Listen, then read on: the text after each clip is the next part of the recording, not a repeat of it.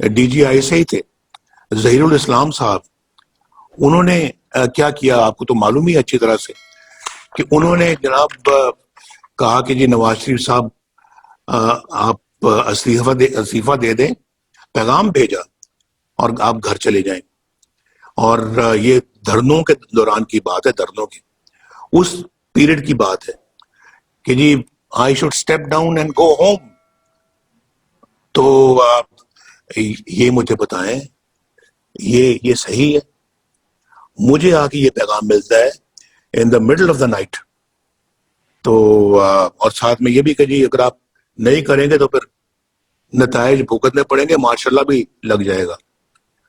تو میں نے کہا کہ اچھا بھی جو ہونا ہے وہ ہو جائے، آپ نے جو کرنا ہے وہ کر لیں، لیکن میں اس طرح سے اسٹیپ ڈاؤن کرنے والا نہیں ہوں، میں استعفیٰ نہیں دوں گا. تو مجھے آپ بتائیے، ذرا سوچے کہ پھر یہ سب صحیح. اور پھر اس معاملے میں ججز کی بات کر رہا تھا، یہ جسٹس صدیقی صاحب نے، شوکت صدیقی صاحب نے، انہوں نے جناب جو بھری محفل میں کہا ہے اور بار کے فنکشن میں کہا ہے کہ، اور حلف لے کے کہا ہے کہ میرے پاس D G I S I آئے تھے اور D G I S I نے مجھے آ کے کہا کہ نواز شریف اور ان کی بیٹی مریم نواز شریف کو آپ رہا نہیں کریں گے، کیونکہ اگر آپ نے ایسا کر دیا تو ہماری تو پھر 2 سال کی محنت ضائع ہو جائے گی. یہ لکھا ہوا ہے انہوں نے اپنی پٹیشن میں جو سپریم کورٹ میں انہوں نے بھیجی ہے، میں نے اپنی آنکھوں سے پڑھی، اور یہ میں نے اپنی آنکھوں سے کورٹ لکھپت جیل کے اندر اس کو اچھی طرح سے پڑھا تھا، ریکارڈ کر لیا تھا، لیکن بات آج تک نہیں ہوئی. بات کرنے کا موقع اب مل رہا ہے. تو ہم نے بھی بڑا صبر کیا ہے، ہم نے بہت جو ہے نا وہ یہ وقت صبر شکر کے ساتھ گزارا ہے، لیکن پھر بات کرنے کا ایک وقت آتا ہے بھائی. اور پھر جو ہے نا وہ ایک وقت آتا ہے جب ایک ٹرننگ پوائنٹ آتا ہے. پھر تو وہ ٹرننگ پوائنٹ اب آیا، تو اب میں سمجھتا ہوں کہ یہ ناقابل قبول چیزیں. آپ مجھے بتائیں کون سی 2 سال کی محنت ہے جو آپ نے کی تھی نواز شریف کے خلاف، جو آپ نے کہا کہ ہماری 2 سال کی محنت ضائع ہو جائے گی اگر نواز شریف کو اور مریم کو چھوڑ دیا. الیکشن سے پہلے مجھے بھی اندر کر دیا، مریم کو بھی اندر کر دیا. دوسرا یہ دیکھیں کہ یہاں پہ بیان دیا جاتا ہے کہ جرنیل فوج کا سیاست میں کوئی کردار نہیں ہے، اور فوج جو ہے وہ سیاست میں کوئی حصہ نہیں لیتی، تو کوئی مداخلت نہیں کرتی. تو پھر مولانا غفور حیدری صاحب نے جو کہا کہ مجھے جنرل باجوہ نے بلایا، چیف آف آرمی سٹاف نے مجھے بلایا اور مجھے کہا کہ جی آپ یہ دھرنا بند کریں، ہم جو نواز شریف کے خلاف کر رہے ہیں آپ اس کے مداخلت نہ کریں.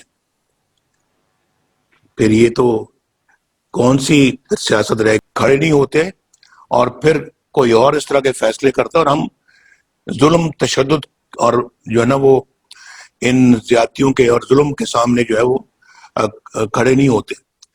تو اگر آج اس قوم نے کھڑے ہونے کا فیصلہ کر لیا تو آپ یہ کہیں نوٹ کر لیں میری بات کہ انشاءاللہ تعالی تبدیلی سالوں میں نہیں، چند مہینوں میں اور چند ہفتوں میں انشاءاللہ اس ملک کے اندر آئے گی، اور ضرور آئے گی.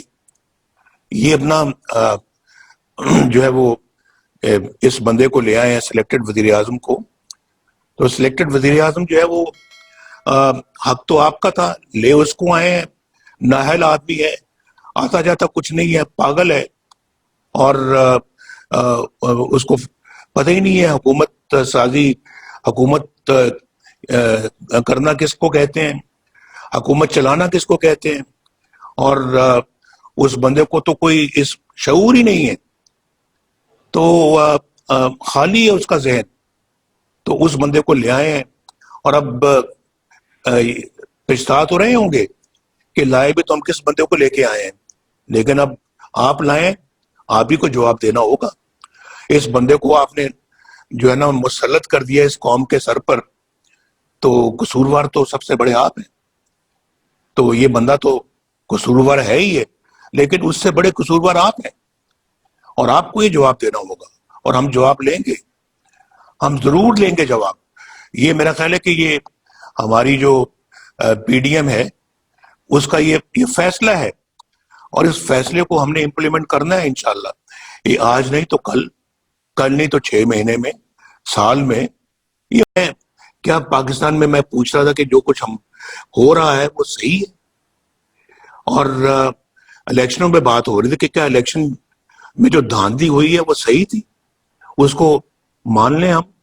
میرا تو ضمیر اس کو قبول نہیں کرتا, اور میں اسی پہ بات پہ میں نے کہا تھا کہ سیاست اور نو سیاست, کوئی انسان کا ضمیر بھی ہوتا ہے, کوئی انسان کی سیلف رسپیکٹ بھی ہوتی ہے. آج تو ہم انگریزوں کی غلامی سے نکل کر آپ اپنوں کی غلامی میں آ گئے ہیں. ہم کوئی فری سٹیزن تو نہیں ہیں آج. آپ پوچھیں اپنے آپ سے, آپ ہیں؟ پوچھیں, ذرا پوچھ کے دیکھیں آپ. جس پارلیمنٹ کے ممبر ہم بنے ہوئے ہیں وہ پارلیمنٹ کتنی خود مختار ہے. مجھے لوگوں سے پتہ لگتا رہتا ہے کہ وہاں اس پارلیمنٹ کو کوئی اور چلا رہا ہے. وہاں پھر جو ہے نا وہ دوسرے لوگ ہیں جو آ کے یہ ڈائریکشنز دیتے ہیں کہ جناب آج ایجنڈا یہ ہوگا, اور آج اس بل پہ یہ ووٹنگ ہوگی, اور فلاں کل یہ ہوگا, کمیٹی فلاں بل کو منظور کرے, فلاں بل کو دیکھے. تو یہ میں سب جو ہے نا, یہ میں سمجھتا ہوں کہ یہ بہت جو ہے نا وہ ہے سوچنے والی باتیں یہ, کہ ہم نے تو یہ ہماری تو اسمبلی بھی اب معاف کیجیے گا کمپرومائزڈ. تو اس میں انفارچونیٹلی جو ہے وہ ہماری عدالتوں کا آپ نے دیکھ لیا حال. جو محمد بشیر صاحب کی جو کورٹ تھی, وہ کردل صاحب وہاں سے نکل رہے ہیں, اور وہ اس شاباش اس